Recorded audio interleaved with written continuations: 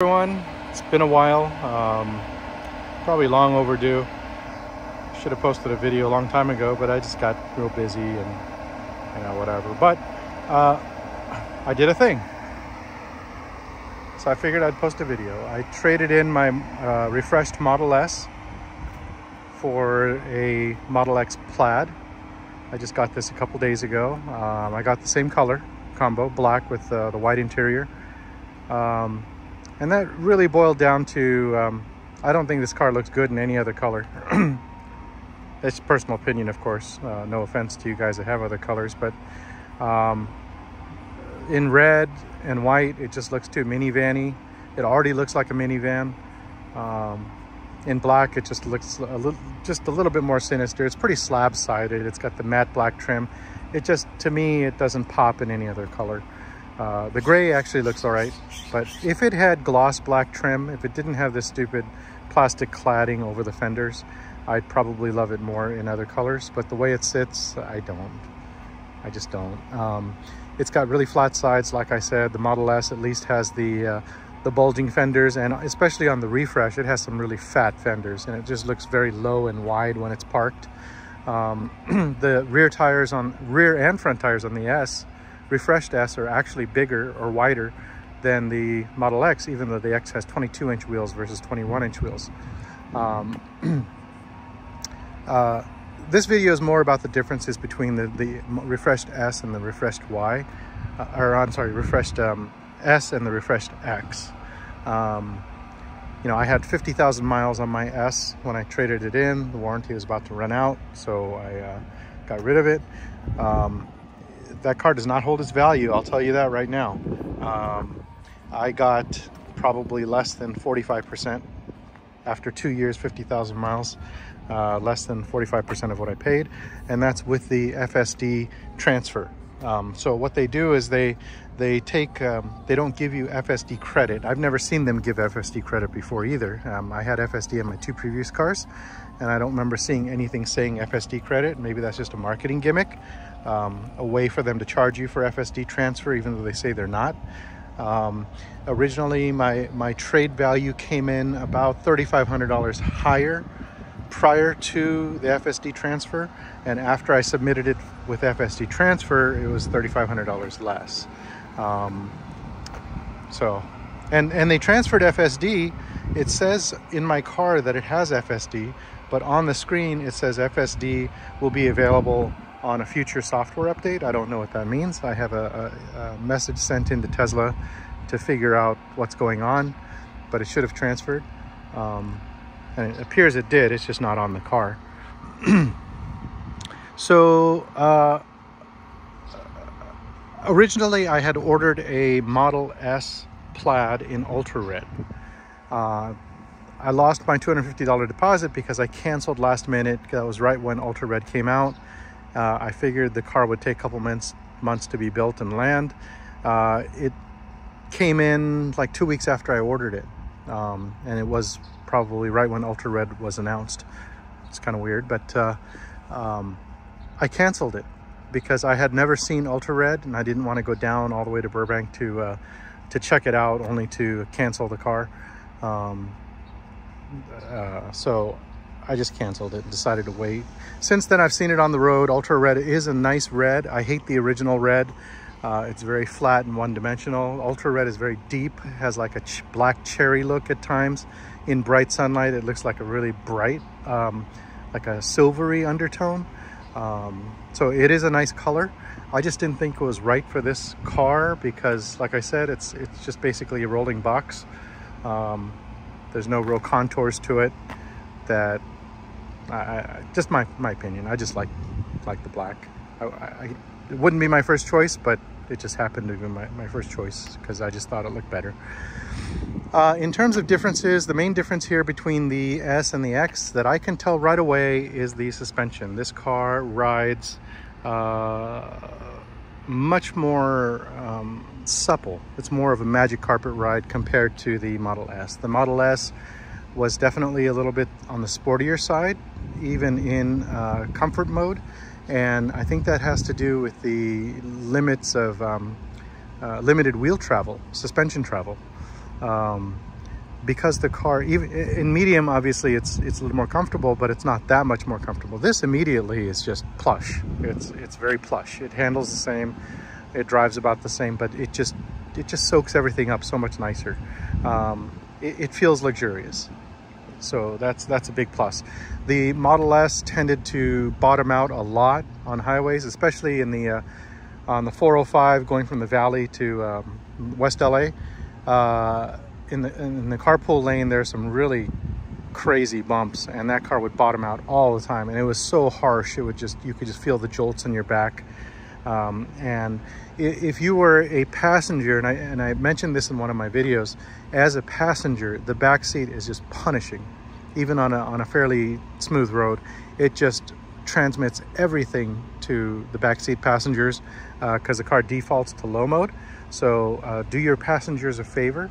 Like I said in my previous video, make sure that you manually select medium ride height so it's more comfortable for your rear seat passengers. It does make a huge difference. And I only discovered this because one trip to San Francisco, my son was driving and I sat in the back and my wife was up front. So I didn't realize it was that brutal because, you know, you don't feel it from the front. You don't feel everything back there from the front, but it was punishing. And the number one difference is the ride. The ride is much better in this car. Number two is going to be the comfort for the second row passengers. These seats recline and move forward back. And so they don't actually recline, as in the seat back doesn't recline separate from the seat bottom. It actually tilts back. But it's kind of a neat design, the way it's sitting on a pedestal like that. The third row I haven't tried, so I couldn't tell you. This car, the Plaid, comes only in a 6-seat configuration, no 5-seat available. I believe you can get the 7-seat though, but I don't know why you'd want that, because then you're limited to the bench seat in the middle. And you're not going to carry 7 passengers in there, especially not 7 passengers in their bags, so what's the point? So there's that. The other thing is, obviously, driving this car feels very, very different. When you look out of the S, you can see the hood. This car, you don't see the hood. It's actually more like driving a minivan, which is kind of sad, but true. It's more like driving a minivan, and my wife even said that it was like a minivan. I thought it was kind of funny because I was thinking the same thing. But, you know, when you get out and look at it, it's got a reasonable hood. It's got, you know, I don't know. I can't tell. Minivan, mini SUV, I don't know what you want to call this thing. But looks-wise, definitely, I think the S has an edge. It looks way better. That's difference number 3. What was number 4? Oh, the stupid roof. I mean, some people may love this. This is controversial. I mean, to me, it's one piece of glass. I don't know if I'm getting this. One piece of glass all the way up to the Falcon doors. And I put the sunscreen in. It's a separate Tesla accessory. I put the sunscreen in and I put the visors in place. Normally it's one piece of glass, and it's miserable, especially when it's hot. I don't like it at all. It feels like you're driving an open air sled, which some people might like, but I'm not a huge fan of panoramic roofs or sunroofs for that matter. I don't use them at all, ever. When I have a moonroof, I always keep the thing closed, so maybe I'm just partial to that. The S, it never bothered me because when you look up, you can't see the moonroof. And I never really felt the heat, but this thing, the radiant heat coming off of that glass is obscene. It's ridiculous. So I really don't like that. One thing that they did do on this car versus the S on the interior is it has this black piping, and I don't know if the previous Model S's had that, but this particular car does. One other thing, oh, the stereo. In this car, it has the same stereo system. The specs are the same, the wattage, the number of speakers, all that's the same. However, because of the way the car is configured, there's no real trunk. It's all open. And I'd imagine the subwoofer is sitting back there somewhere, but the acoustics are very different in this car. So in my opinion, the subwoofer does not hit as low or as hard. It's a little bit sloppier. Bass is a little bit, definitely sloppier, but on the upside, because of, again, the acoustics of the car being different. I forgot what they call it. What is that sound? The immersive sound is definitely more spatial. It's like, I can't really say. I guess it's a wider soundstage, wider, taller soundstage. But for the most part, I feel like the bass can hit harder, but it's sloppier. And that's just because it's basically almost now. And there's no rear seat folded up to create kind of a baffle and make the bass a little bit tighter. This is just full open. So the bass is firing directly into the same compartment as the driver. And I guess that's what makes the difference. So that's the other difference I found. The range obviously is a bit of an issue because the Model S, in my opinion, had perfect range. They said it had 400 and some miles of range. I never found that to be the case. Once you put the 21-inch wheels on it at 90% charging like they recommend, I was getting 309 miles of range stated, which is probably translates to about 250, 260 miles of range. This car at 90% gives me about 270 some odd miles of range, 275, I think. So I know I'm gonna feel it. At 100%, I don't know what I'm gonna get yet because I haven't done it yet, but the other car at 100% gave me 330, 339, 337. And so I didn't really notice any battery degradation over the course of 50,000 miles. I may have lost like 5-6 miles of range on the top end, maybe 5-6 miles of range on the 90% end, but nothing significant. So that's a testament to Tesla's battery engineering. I did charge to 100% quite often. The Model S made a lot of trips to Vegas, and it just did pretty well. The range was perfect. I could do day trips everywhere and not really have to worry too much. This, I have a feeling I'm going to have to do some bump charging here and there for my regular drives. It's just a much heavier car. One last difference that I saw that I can sense right away, and I noticed this with the two loaners that I had before I bought this car. I got two demo vehicles to try out. One had 1,000 miles on it, one had 10,000 miles on it. But my immediate first impression was that this car transmits a lot of vibration through the steering wheel. And I don't think it's the wheels being out of balance or anything like that. I think it just transmits a lot of vibration. I don't have much of that in this car. It was much less when I had these little pieces. Well, the car was delivered without these pieces, and what these pop, if I can get it to pop off. There you go. They pop off, and I'm assuming they're just aero pieces that pop on and come off, and whatever. But it's interesting to me that the car was delivered without these pieces on. They were sitting in a box in the trunk, and what that tells me is that the wheels were balanced without those pieces on. And that just doesn't make sense to me. I would imagine they're fairly consistent with their manufacturing process of these little wheel pieces, but you never know. I mean, they could be a little bit off. I mean, we're talking about, ½ ounce, 1 ounce stick-on weights that make a difference on these cars when they're balanced, especially road force balanced, especially a 22-inch wheel. So maybe that's the source of vibration. I don't know, but like I said, the 1,000-mile car had it.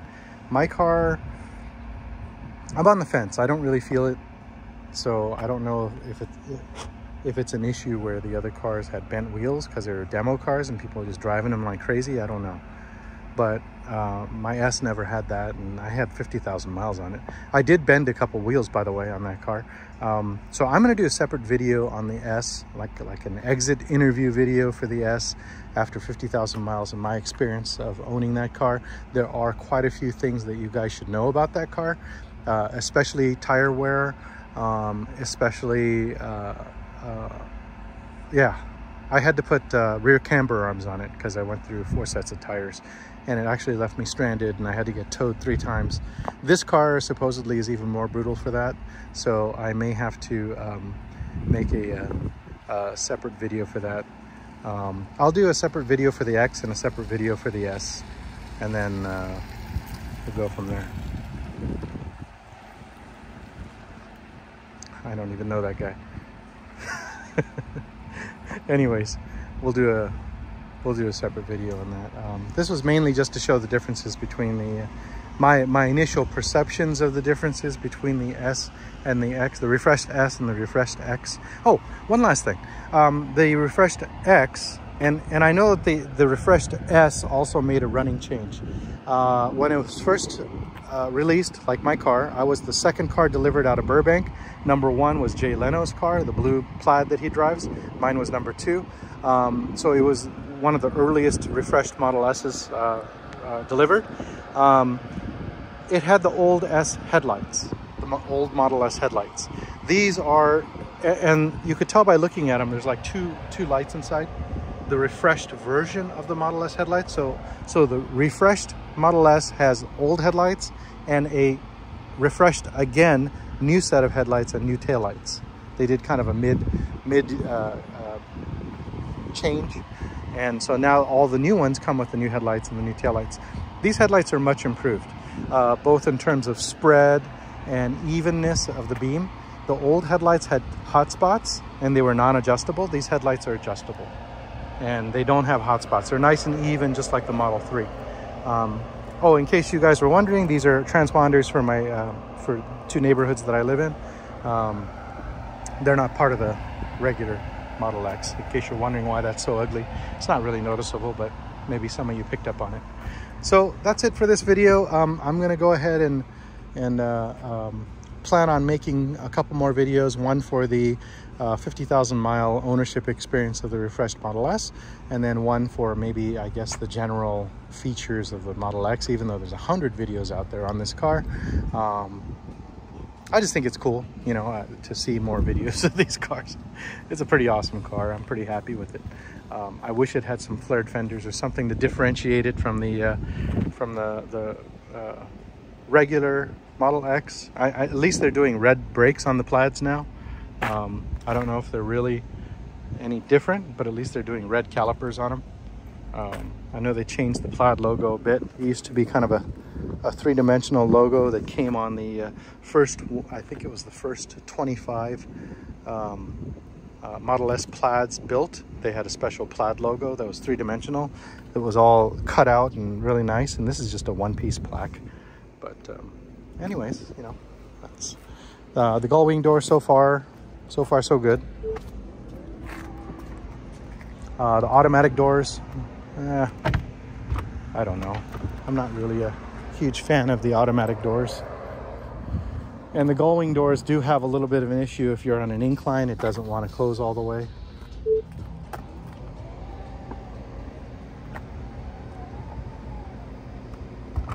There we go. So fit and finish on mine seems to be pretty good. I haven't had any issues, but we'll go over that in the another video. Anyways, we'll see you guys. Hope you enjoyed my video, and next time it won't be so long for my next video. Bye.